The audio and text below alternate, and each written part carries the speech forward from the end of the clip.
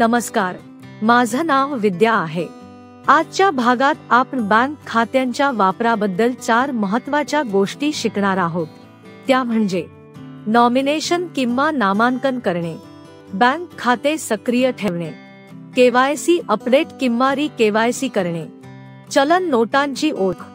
चला एक एक करून या सर्व गोष्टींबद्दल जाणून घेऊया। नॉमिनेशन म्हणजे नामांकन करणे। महेशनं आयुष्यभर कष्ट करून महिन्याला थोडे थोडे पैसे बँकेत साठवले। त्याला खात्री होती की काही झालं तरी त्याच्या कुटुंबाला त्याच्या आयुष्यभराची सगळी बचत मिळेल। पण दुर्दैवाने एके दिवशी रस्ते अपघातात महेशचं निधन झालं। त्याच्या कुटुंबाला पैशांची गरज असताना समजलं की महेशनं आपल्या खात्यात कोणालाही नॉमिनी म्हणजेच नामांकित केलं नव्हतं। त्यामुळे त्याची पत्नी माला हिला ती रक्कम मिळवण्यासाठी अनेक अडचणींना सामोरं जावं लागलं। जेव्हा आपण बँकेत खाते उघडतो किंवा गुंतवणूक, विमा वगैरे करतो, तेव्हा नामांकनाचं विवरण नक्की द्यायला हवं। हे महत्त्वाचं आहे कारण दुर्दैवाने काही झालं तर नामांकित व्यक्तीला आपली जमा रक्कम, गुंतवणूक किंवा विम्याची रक्कम मिळू शकेल। नामांकन करणे एक छोटं पण अत्यंत महत्त्वाचं पाऊल आहे, जेणेकरून आपल्या कुटुंबियांना अडचण येऊ नये।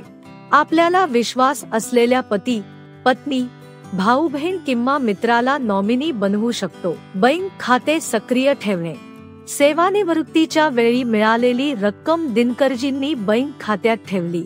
विचार केला की गरज लागेल तेव्हा काढू। पुढे 3 ते 4 वर्ष ते शहरात मुलाकडे राहायला गेले। बँक खात्याचा वापरच केला नाही। आता पैसे काढायला ATM ला गेले तर समजलं की त्यांचं खाते निष्क्रिय झालं आहे। बिचारे दिनकरजी काहीही पैसे घेता परत आले। आपण नियमित व्यवहार करून आपलं बँक खाते सक्रिय ठेवायला हवं। जर सलग 2 वर्ष आपण खात्यात कोणताही व्यवहार, उदाहरणासाठी पैसे जमा करणे, ATM मधून पैसे काढणे, डेबिट कार्ड द्वारे पेमेंट वगैरे केला नाही, तर आपलं खाते निष्क्रिय होईल। मग आपण आपलं खाते पुन्हा वापरू शकणार नाही का? निष्क्रिय खात्यातून आपण कोणताही व्यवहार करू शकत नाही, जोपर्यंत ते पुन्हा सक्रिय करत नाही। निष्क्रिय खाते पुन्हा सक्रिय करणं खूप सोपं आहे। बँकेच्या शाखेत जाऊन एक साधा फॉर्म भरायचा आणि केवायसी डॉक्युमेंट जमा करायची। त्यानंतर एखादा व्यवहार, उदाहरणासाठी पैसे जमा करणं किंवा काढणं, केला की खाते पुन्हा सक्रिय होईल।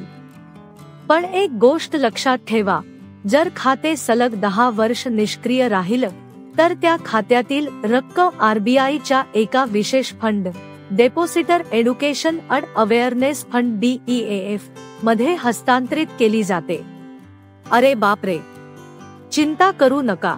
DEAF मध्ये गेलेल्या रक्कमेची सोपी क्लेम प्रक्रिया आहे।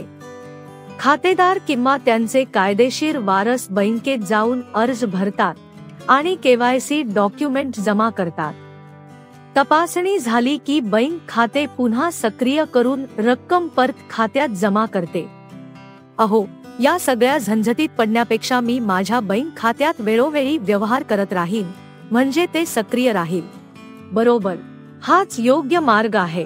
केवायसी अपडेट किंवा री केवायसी करणे, कधी कधी लग्न, नोकरी, व्यवसाय, नवीन घर किंवा नवीन मोबाईल यामुळे आपला नाव, पत्ता किंवा मोबाईल नंबर बदलतो।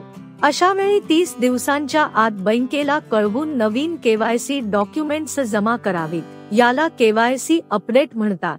तसंच दर 10 वर्षांनी किंवा वेळोवेळी बँक ग्राहकांना केवायसी अपडेट करण्याची विनंती करते, जेणेकरून ग्राहकांना सर्व सेवा आणि माहिती, विशेषतः आर्थिक सुरक्षेशी संबंधित माहिती वेळेवर मिळेल। यालाच री केवायसी म्हणतात। बँकेकडून सूचना आल्यावर 30 दिवसांच्या आत केवायसी फॉर्म व डॉक्युमेंट्स बँकेत जमा करून प्रक्रिया पूर्ण करावी। चांगलं झालं तुम्ही सांगितलं। मी नुकताच घर बदलला आहे। आजच माझा पत्ता अपडेट करण्यासाठी फॉर्म व डॉक्युमेंट्स बँकेत जमा करीन। खूप छान। चलन नोटांची ओळख, चौथी महत्त्वाची गोष्ट म्हणजे नोटांची योग्य तपासणी। आजकाल फसवणुकीचे प्रकार वाढले आहे। आपल्या नोटांमध्ये अनेक प्रकारची सुरक्षा चिन्ह नसतात, उदाहरणासाठी वॉटरमार्क, सूत्र वगैरे. यामुळे नोट खऱ्या आहे की नकली याची खात्री करता येते.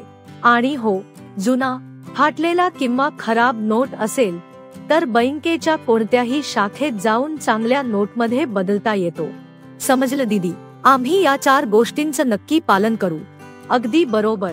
RBL बँक तुमच्या सोबत आहे, तुमच्या सर्व आर्थिक गरजांसाठी आणि तुमच्या पैशांच्या सुरक्षेसाठीही.